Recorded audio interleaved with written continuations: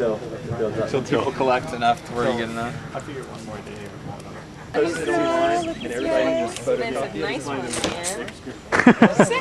That's right. Alright, stare at each other. Who else?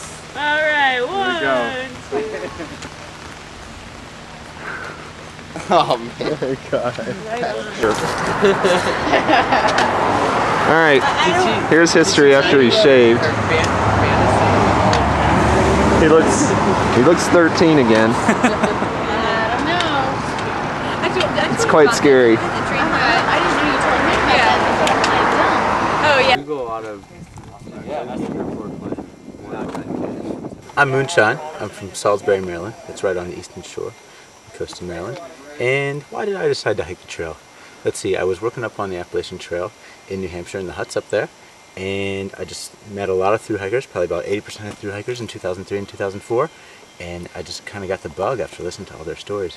And pretty much I feel like I was probably born to hike the trail, since like I don't shower or wear deodorant or any like of that stuff anyway, and pretty much I get to eat Snickers all day long, and it's just like my dream come true.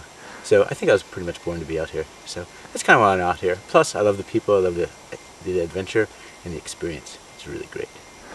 My typical day. As a part of Team Sloth, our day starts a little bit later than those who are a little bit more ambitious. Let's see, I might get up around 9 or 10 o'clock and then kind of fart around camp. Usually peeing is the first thing I do since I'm about to pee myself in my sleeping bag. And then maybe I have a Pop-Tart or a bagel and pack my bag for about an hour, trying to figure out how to pack it. You'd think after walking 1,500 miles that I know how to pack it, but apparently not. And then finally I get ready, maybe about 10 or 11 after maybe reading my Bible and hanging around and just cruising around. And then I'll usually walk about 3 miles, grab some water, take a little break, and that'll just go on throughout the day. Walk a mile, 3 miles or an hour or so, and then just break, and then maybe walk 15 or 20 miles by the end of the day. Then at the end of the day, cook a little bit, get my Lipton and ramen on, and stuff my belly, read a little bit, hang out in my tent, and hang out with some people, maybe do a fire. And that's about it. And then, you know, hiker midnight, of course, 9 o'clock. So we're all in bed by then. It blows my mind. I mean, every day is just different and new. And that's what I really love about it, is the diversity of the trail. On any given day, you could be at 500 feet on a farm or on a beautiful pond like this at some 2,000 feet high in Vermont. You never know. Pretty much I'd say I'm totally unacclimated to society now. I probably will never be able to return to society after living in the woods for 6 months. So that probably has a big impact on my life, I'd say. So I would like to think that sometime in the future that, you know, hopefully I'll always perhaps be living on the fringe of society in the woods, you know, always kind of living an adventure of some sort, you know, and always kind of challenging myself and pushing myself. And I hope the trail has taught me lessons about those things and will carry on throughout my life. Trail, how many people have you met? Oh, geez, ridiculous. Probably 100 people, you know. I've never really hiked with any particular group. Some people, you know, just stay with a group for the whole time or so. But I've just been in and out of groups, and it's really great because you get to know a lot of different people, you know, in a lot of different ways, which is cool. And everyone just has so much to offer and teach. So I really like that. Do you think the trail is something everyone should do? No. It's a very individualistic, specific thing. I feel like everyone should have an adventure and everyone should push themselves, but that comes about in different ways. But, you know, it's obviously, you know, a pretty physically rigorous thing, and, you know, pretty, you know, a lot of people like the comforts of home. But for me, I think it fits me perfectly, and it fits a few of us out here pretty well. So, I don't know, sometimes it could be, I guess, emotionally hard to be out here, and maybe you miss your friends and family and things like that.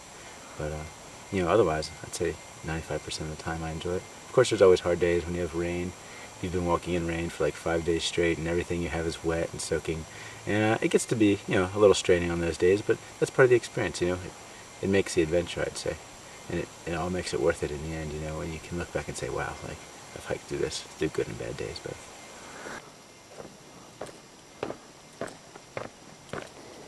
We've been freaking banging the miles, dude.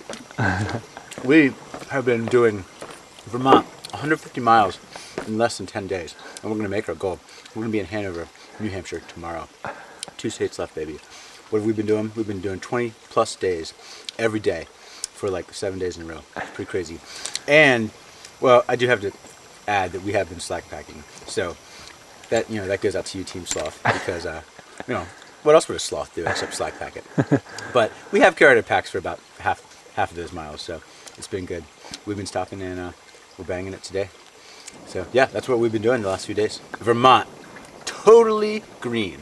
I mean, they call it the Green Mountains for a reason, obviously.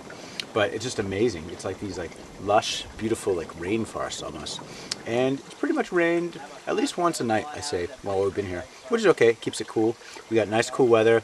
I don't know, it's probably, 50, 60 degrees. People are starting to really think about getting their winter gear back in Hanover and really joins for the, the nice comfy 20-degree down sleeping bag. Let's see, in the day it's probably about 60, 70 degrees. Pretty nice, somewhat overcast. It was a little overcast yesterday on top of Mount Killington, but we had patches of beautiful sunlight where we could see the whole valley. So it's kind of what we've been walking in and out of most of the time, is just a little sun, a little shade. It's been a good mix. Almost through Vermont. Tomorrow we're heading into Hanover. It's the first trail town in New Hampshire, and it's only 40